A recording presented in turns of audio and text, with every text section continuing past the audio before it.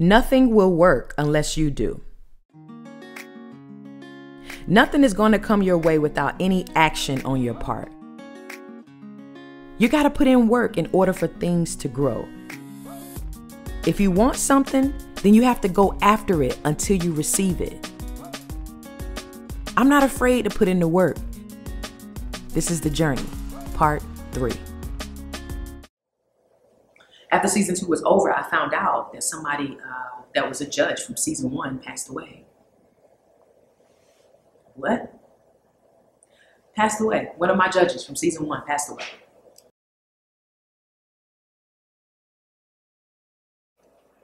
Opened my eyes even more why I had to continue. Think about that. I was part of this person's life. What vision that was given to me was part of this person's life before they left this world. Wow. Very humbling and eye-opening. I gotta keep going. There's more people I gotta help. There's more people I gotta inspire. Whatever organization or whatever you want to build, you gotta become that. You know, when I'm saying the androgynous model, I had to become the androgynous model and everything that it embodied when it comes to professionalism, confidence, everything that I was looking for. I had to become that. So I think I myself was evolving with the journey as well. And it was just time for me to really hone in on certain things that I needed to look at that I overlooked or just didn't pay attention to. You gotta put in work to continue for things to grow. And I've been on this one woman journey, you know, for a while, and it takes work. And sometimes it takes independent, you know, work. And one thing that I know I had to continue to stick to with my own values is I gotta find people that's gonna work with me, that can.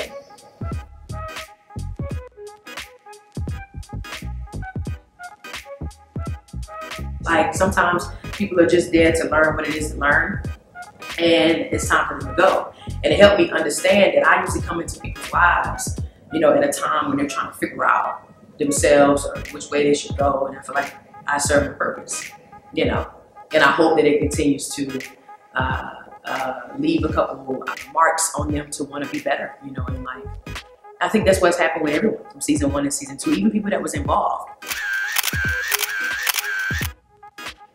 When I look at different companies or organizations, there's not big, huge representation of androgynous people that are on these billboards or on these commercials that's doing like marketing and promo or advertising for them. Like, I wonder why is that?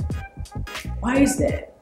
Because I think the society and the world is so used to having a certain type of people doing this, certain type of people doing that, and they want it to look a certain way.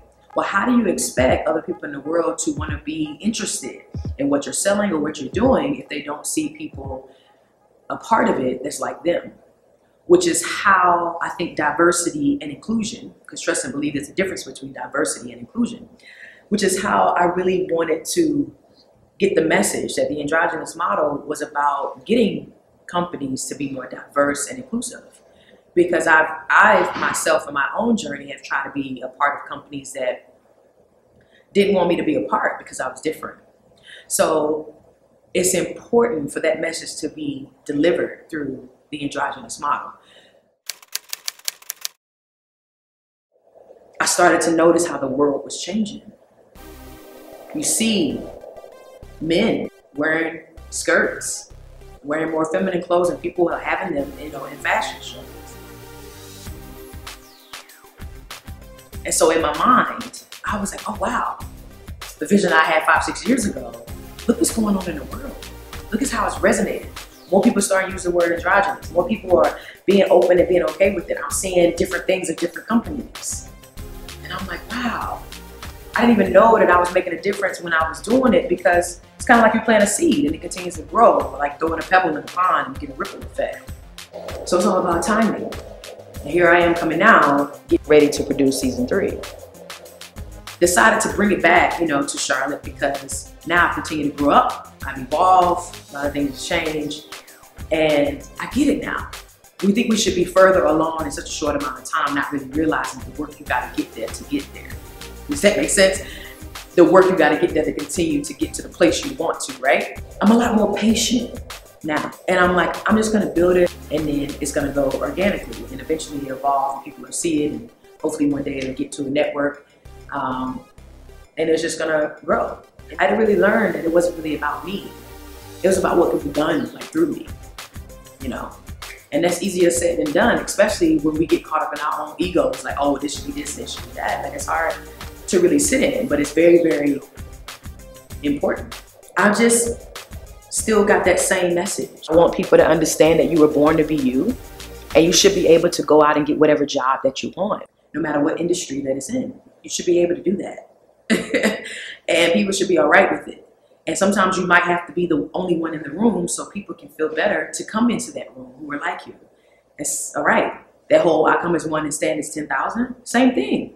Because there are multiple people behind me that dress like me, that's growing up trying to find their identity, that would love to get on mainstream. But because they don't see people that look like them, they feel like they can't do it. The androgynous model wants to serve as that. And hopefully, you know, we become the liaison between companies looking for androgynous people or models that are just different from what society thinks should be to represent their organization. So I had to go back to my original vision, my original thought. Like, listen, I want people to be included. I want everybody to win, but I still have to have a certain type of people to continue this journey and this movement, you know, with me. And I'm okay with saying, you just may not have it right now. You're just not what I'm looking for, you know, right now. Or there's more things that needs to be done. It's not being mean. It's just being real about my purpose and about my vision. And if you can't fall into that, or it's not a part of where you are at the time of your life, then it's not supposed to be. What I'm trying to do is going to require a lot of work, a lot of confidence, a lot of commitment, a lot of ambitious, and just like unapologetically not caring about what people are saying and being brave. I'm coming for different organizations that don't have people that look like me. I'm coming for different clothing lines that don't have people that look like me, for networks, for technology industries, whatever it is that don't have someone like me in it or representing it. And I hope that we can continue to get the story out and the message out, because it's important. You should be able to be accepted in whatever space that you go into. You should be able to have the same opportunity as everyone else in whatever organization that you want to be a part of.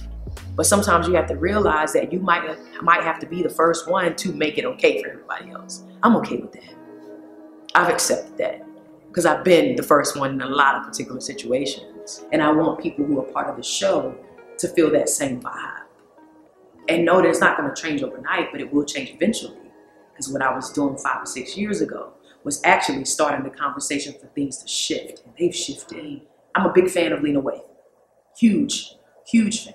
And I want it to really be known, like what she's doing, how she looks. And she was a host of Jimmy Kimmel. She hosted Jimmy Kimmel the night that she won an Emmy.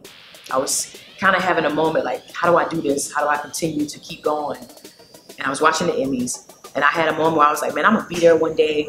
I'm gonna have a nice blazer on and a bow tie, you know, watching this award show, being in the crowd. And then they showed the camera on her, and I was like, what? Aziz Ansari and Lena Waithe.